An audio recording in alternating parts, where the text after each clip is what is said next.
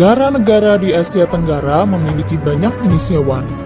Beberapa di antaranya ada yang dijadikan sebagai makanan, simbol negara, atau dijadikan binatang peliharaan. Gajah putih dianggap suci oleh beberapa negara di Asia Tenggara seperti Myanmar, Kamboja, dan Thailand. Menjaga gajah putih adalah usaha yang sangat mahal karena pemiliknya harus menyediakan makanan khusus untuk gajah. Negara kita memiliki wilayah lautan yang luas. Di dalam lautan Indonesia tersimpan potensi perikanan yang cukup besar, salah satunya adalah ikan tuna. Ikan tuna banyak dicari oleh negara lain seperti Jepang, Amerika, dan Uni Eropa. Anak-anak hebat, ini adalah burung takur. Burung takur hidup di Malaysia. Burung takur adalah burung yang dilindungi oleh negara. Anak-anak hebat, tahukah kalian jika hewan-hewan tersebut memiliki cara yang berbeda-beda untuk berkembang biak? Dengan berkembang biak, hewan dapat melestarikan jenisnya agar tidak punah. Perkembangbiakan hewan secara generatif ada 3 macam. Yang pertama, ovipar, artinya bertelur. Yang kedua, vivipar, artinya melahirkan. Yang ketiga, ovovivipar, artinya bertelur sekaligus melahirkan. Contoh hewan yang termasuk ovipar atau bertelur yaitu katak, ikan mas, merpati, elang, kupu-kupu, kadal, ular, dan penyu. Hewan yang berkembang biak dengan bertelur tidak mengandung dan tidak menyusui. Vivipar atau hewan yang melahirkan contohnya kucing, gajah, kambing, harimau, paus, dan lumba-lumba.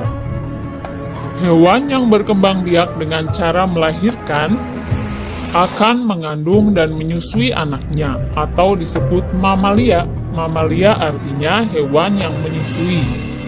Ciri lainnya yaitu memiliki rambut di tubuhnya untuk mamalia darat. Ovovivipar artinya bertelur sekaligus melahirkan. Jadi, hewan betina ovovivipar juga bertelur.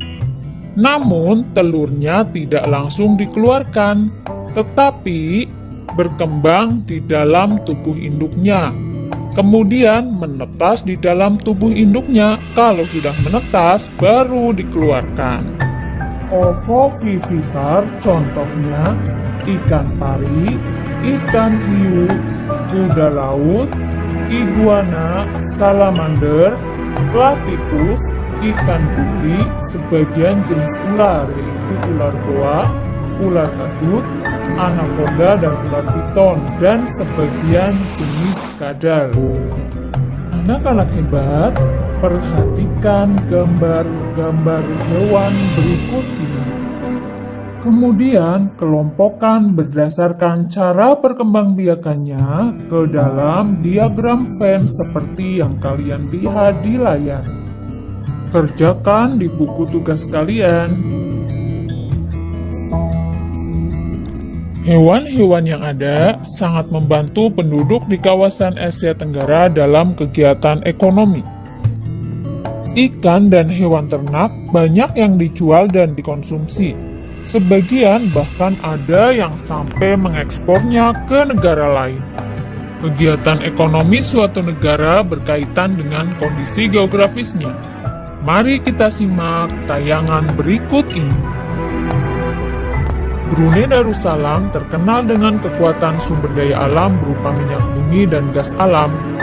Brunei memiliki pendapatan per kapita tertinggi. Filipina mengandalkan sektor pertanian. Beberapa hasil pertanian diekspor seperti padi, kelapa, gula, dan nanas. Indonesia memiliki sumber daya alam yang sangat kaya. Beberapa yang diekspor yaitu minyak dan gas bumi, tekstil, dan produk-produk dari kayu. Pertambangan dan pariwisata juga menjadi andalan Indonesia.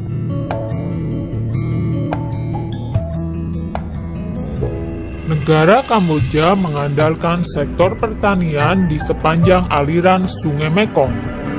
Hasil pertaniannya adalah padi dan karet. Negara Laos juga mengandalkan pertanian di sepanjang aliran Sungai Mekong.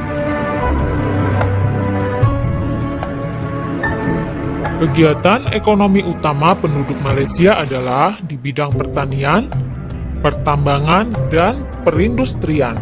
Ekspor Malaysia mengandalkan peralatan elektronik, minyak dan gas bumi, produk dari kayu, minyak sawit, karet, tekstil, sepatu, dan bahan-bahan kimia.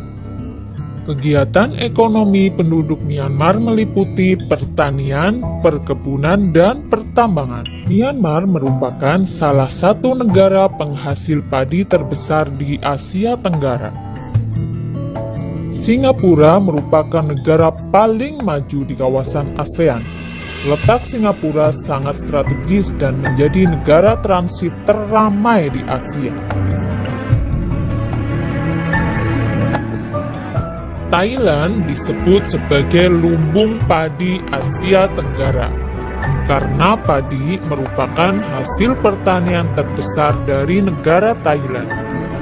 Selain itu, perkebunan, kehutanan, pertambangan, dan industri juga merupakan kegiatan ekonomi penduduk Thailand. Pariwisata menjadi penghasilan utama bagi negara Thailand. Kegiatan ekonomi negara Vietnam meliputi pariwisata, perhotelan, restoran, dan juga transportasi.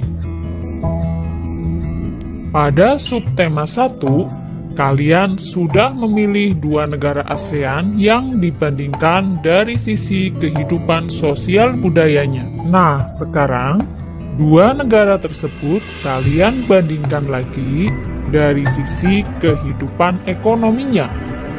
Silakan kalian bandingkan kehidupan ekonominya dan buatlah dalam bentuk diagram Venn seperti yang tertera di layar. Anak-anak hebat, guru akan membacakan sebuah teks laporan. Tugas kalian adalah menuliskan ide pokok dari paragraf 1 dan paragraf 2. Simak baik-baik ya. Bebek. Bebek adalah unggas yang hidup di darat tetapi menyukai perairan. Penduduk Indonesia banyak memanfaatkan daging dan telur bebek untuk kebutuhan sehari-hari. Paragraf 2. Bulu bebek tidak pernah basah meskipun ia berenang dan menyelam. Hal itu karena bulunya memiliki kelenjar minyak. Lapisan minyak berguna untuk membuat suhu tubuh bebek tetap hangat di malam hari. Anak-anak hebat, hari ini kita telah belajar tentang perkembangbiakan generatif hewan, kemudian tentang kehidupan ekonomi negara-negara Asia Tenggara, dan menemukan ide pokok paragraf dari teks laporan yang didengar. Alhamdulillah, pembelajaran hari ini telah selesai. Sampai jumpa besok. Wassalamualaikum warahmatullahi wabarakatuh. I can swear, I can joke, I see what's on my mind if I drink.